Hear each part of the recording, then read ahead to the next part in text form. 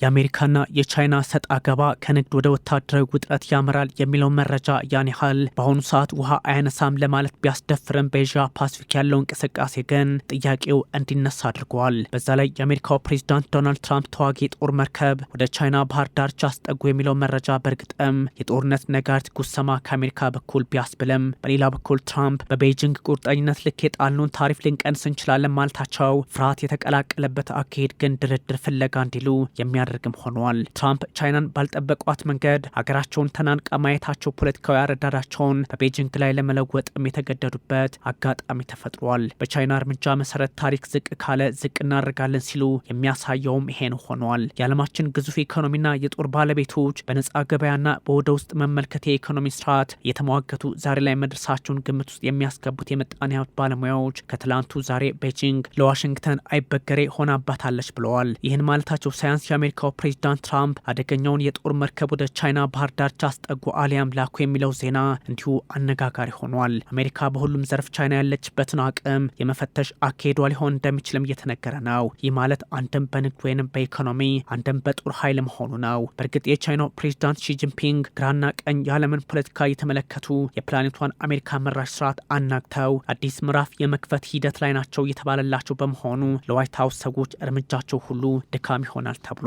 ለዚህ ደግሞ በአውስትራሊያ ሲድኒ መቀመጫውን ያደረገው ሉዊ ተቋም እንደ ማሳያ ጉዳዮችን ከግራም ከቀኝም ዳሷቸዋል። ይህ ሁሉ ፖለቲካዊ ውጥረት በነገሰባት ዓለም የቻይናና የአሜሪካ ፖለቲከኞች የጂኦ ፖለቲካና የንግድ ቀውስ ውስጥ ገብተዋል። የአሜሪካ ጦር ኃይል በተለይም ተዋጊ መርከቡን ወደ ቻይና ማቅረቡ አሊያም ቻይና ወደ ከለከለችው ቀጠና መላኩ ትርጉሙን እያወሳሰበው ይገኛል።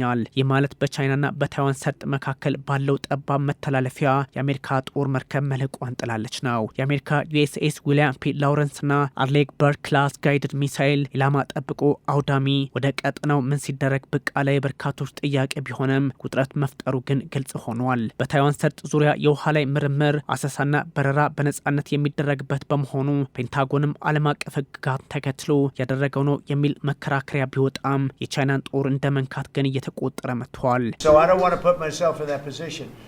በታይዋን ሰርጥ ዙሪያ ስላለው ጉዳይ ራሴን አላስገባም። ነገር ግን መናገር የምችለው ጉዳይ ከፕሬዝዳንት ሺ ጋር ጥሩ ግንኙነት አለኝ የሚለውን ነው። እሱ ጋር መልካም ነገር አለኝ። እዚህ መጥተው ኢንቨስት ማድረግ አለባቸው። ብዙ ነገር እመለከታለሁ። ቻይናውያን እዚህ መጥተው ኢንቨስት አያደርጉ የሚል እንደምንጠላቸው ጭምር። ያ ግን ልክ አይደለም።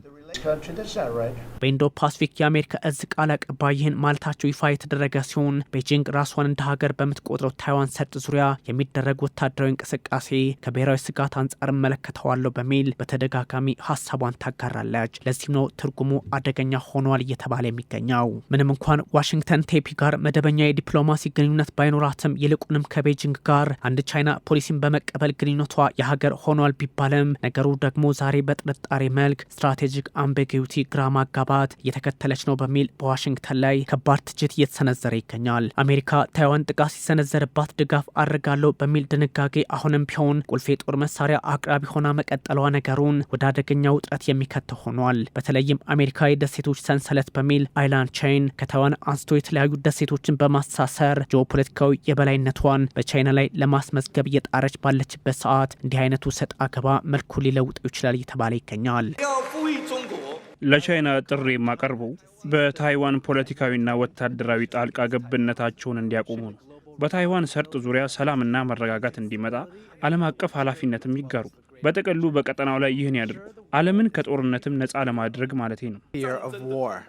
ፖለቲካዊ ጥቅሟን ለማስቀጠልም ቴፒን ስለምትጠቀምባት እንቅስቃሴዎቿ ሁሉ ከዚህ ቅኝት ጋር አብሮ የሚታይ ሆኗል። ለቻይና ፖለቲከኞች ቻይና አንድም በሰላም ካልሆነም በጉልበት ታይዋንን ትጠቀልላለች ስትል፣ አሜሪካ ግን በኃይል የሚለው ጉዳይ አይዋጥልንም ማለቷ ነገሩን ውስብስብ ያደርገዋል። በተለይም ቻይና ታይዋንን ሙሉ ለሙሉ መዝጋት የሚያስችል ወታደራዊ ልምምድ በቅርቡ ማድረጓ ይህን የሚጠቁም ያደርገዋል። ታዲያ የአሜሪካ ዊሊያም ፒ ላውረንስ የጦር መርከብ በዚህ ቀጠና መተላለፍ ቤጂንግንና ዋሽንግተንን ሌላ ትርምስ ውስጥ እንዲገቡ እንዲገቡ ያደርጋቸዋል የሚል ስጋት ፈጥሯል። የታይዋን መከላከያም ሆነ የቻይና ጦር በጉዳዩ ላይ ምንም አለማለታቸው በእርግጥም ቀጠናው ላይ አንዳች አዲስ ነገር አለ ወይስ የለም የሚለውን በግልጽ ለማስቀመጥ አስቸጋሪ አድርጎታል። ዶናልድ ትራምፕ ወደ ዋይት ሀውስ ዳግም ከመጡ በኋላ በዚህ ሰርጥ የአሜሪካ መርከብ ሲያልፍ ለሁለተኛ ጊዜ ነው። ዩኤስኤስ ራልፍ ጆንሰን ከዚህ ቀደም እንዳለፈች ይታወሳል። የቻይና ምስራቃዊ ቲያትር እዝ የባህር ኃይሉን ከአየር ኃይሉ ጋር በማቀናጀት አካባቢውን በቅርበት ይከታተላል። መርከቦች ወደ ቀጠናው ብቅ ሲሉም ወደ ነበሩበት እንዲመለሱ ያደርጋል። የደህንነት ስጋቱን ለመቀነስ እየሰራሁ ነው የሚል ተደጋጋሚ መግለጫም ያወጣል። በተለይም ዶናልድ ትራምፕ ቻይናን በንግድ ከዓለም ስርዓት ውጭ ለማድረግ እየጣሩ ባሉበት ሰዓት እነ ፕሬዚዳንት ሺጂንፒንግ ብርቱ አቋማቸውን ማሳየታቸው ለእንዲህ አይነት ወታደራዊ ውጥረት መንስኤ ሊሆን እንደሚችልም ይነገራል። በዓለም አቀፉ የውሃ ከቻይና ግዛት ውጭ የሆነና የታይዋን ሰርጥ ከባቢ ውሃ አካል በዓለም አቀፍ አሰራር ምክንያት የሁሉም አገር እንጂ የአንድ ሀገር አይደለም በሚል አሜሪካ ለቻይና ጽፋዊ ምላሽ ለመስጠት እየተገደድኩ ነው ማለቷንም ቀጥላለች። ጃፓንም ብትሆን ከአሜሪካ ጋር አብራ በመስራቷ በዚህኛው መተላለፊያ የጦር መርከቧን ልካለች። ዓለም አቀፍ አሳብ መብትን ለማረጋገጥ የሚደረግ ጥረት ቶኪዮና ዋሽንግተን ቢሉትም ቤጂንግ ግን ጸባጫሪነት ነው የሚል ስም እየሰጠችው ይገኛል። በሁለቱም በኩል ያለው ታይዋን ሰርጥ አንድ ቤተሰብ ነው። ማንም የደም ትስስራችንና ቤተሰባዊነታችንን አያቋርጠውም። ወደ እናት ሀገር የመጠቃለሉን ታሪካዊ አካሄድም ማንም አያስቆመውም። በዛ ላይ የአሜሪካ ባህር ኃይል MQ-40 ትሪተን ሰው አልባ አውሮፕላን ከአሜሪካዋ ጓም አንደርሰን አየር ኃይል የጦር ሰፈር ወደ ታይዋን ሰርጥ ደቡባዊ ክፍል ወታደራዊ እንቅስቃሴ አድርጓል መባሉ በእርግጥም ወታደራዊ ስጋቱን ያከፋዋል። ታይዋንም ብትሆን 19 የቻይና ተዋጊ ጀቶች እንዲሁም 7 የጦር መርከቦች በሰርጡ ዙሪያ በ24 ሰዓታት ውስጥ መታየታቸውን ገልጻለች። ነገሮች የሄዱበት ያለው ርቀት ወደ ጦርነት ነጋሪት ጉሰማ መሆኑን ሊጠቁም ይችላል የሚባለውም ከዚህ አንጻር ነው። በተለይም የቻይና ሕዝብ ነጻ አውጪ ኃይል ትናንት 76ኛ ዓመታዊ የባህር ኃይል ቀኑን በማክበሩ ወታደራዊ ጡዘት ከባቢው ላይ ፈጥሯል። የአሜሪካ ኢንዶ ፓሲፊክ እዝ ቃል አቀባይ ዓለም አቀፉ ማህበረሰብ በታይዋን ሰርጥ ዙሪያ የሚያደርገው እንቅስቃሴ ሊገደብ አይገባም፣ የውሃ ህግ ይከበራል፣ አሜሪካ የትኛውንም ኃይል አካሄድ አትቀበለውም ማለታቸው በእርግጥም አደጋ ሊፈጥር እንደሚችል ፍንጭ ይሰጣል። የአሜሪካው የውጭ ጉዳይ ሚኒስትር ማርኮ ሩቢዮ በቅርብ ዓመታት ሺጂንፒንግ ወታደራዊ እርምጃ በታይዋን ሰርጥ ላይ ይወስዳሉ በሚል ትንበያቸውን ማስቀመጣቸው በአሁኑ ወታደራዊ ውጥረት ጋር ሲታጀብ የቻይና ምላሽ ምን ሊሆን ይችላል የሚለውን ደግሞ አሁንም አደገኛ እያደረገው መጥቷል።